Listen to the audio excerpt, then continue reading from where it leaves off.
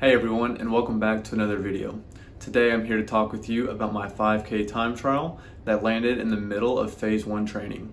Throughout my training, on my 400 meter workout days, the goal pace for each 400 meter repeat has been 7:39. This is also what my goal pace is for a 5K currently. This past Sunday, however, I was scheduled to do a 5K time trial to kind of see where my fitness stood.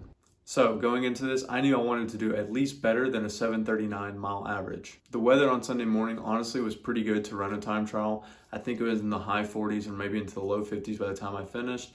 There wasn't too much wind out and the sun was just coming up as I was starting. So overall, the weather was pretty good.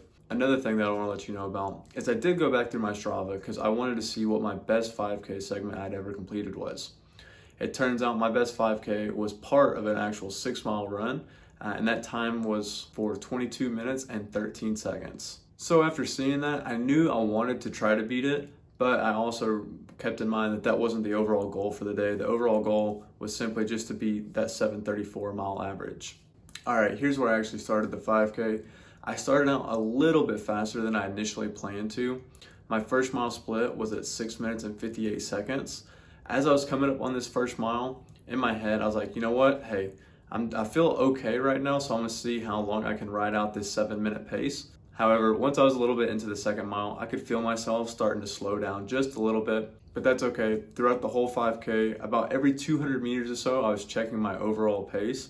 I don't know if that's as frequently as I should have been doing it, but that's when I was doing it.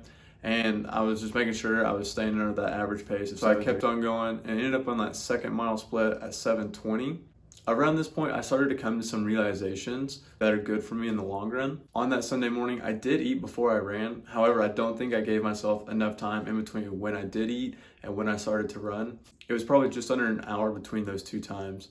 Unfortunately, I already had something going on shortly after the time trial, and I didn't want to wait to do the 5K until later in the day. So it's just how things happened. It wasn't the best, but we made do with what we had. But around that point, I could kind of start feeling that the food hadn't settled, and so that was a good lesson for me. It's like, hey, I need to give myself just a little bit more time in between that first meal and when I actually go for my run. And during the whole time trial, it wasn't so much as a mental game for me. I was pretty locked in on that portion of it.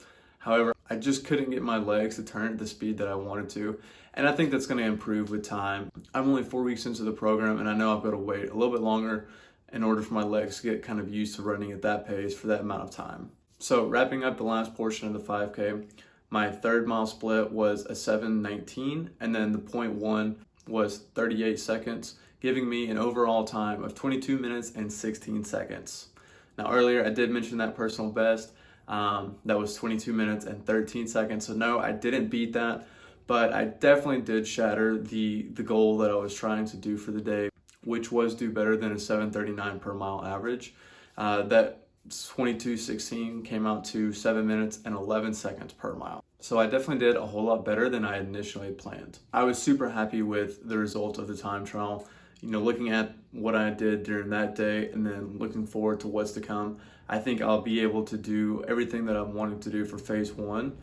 So that was a really good confidence booster for me. And now, you know, I'm looking forward to the next half of this phase 1. That way I can wrap it up and then do the 10K here in Austin in April.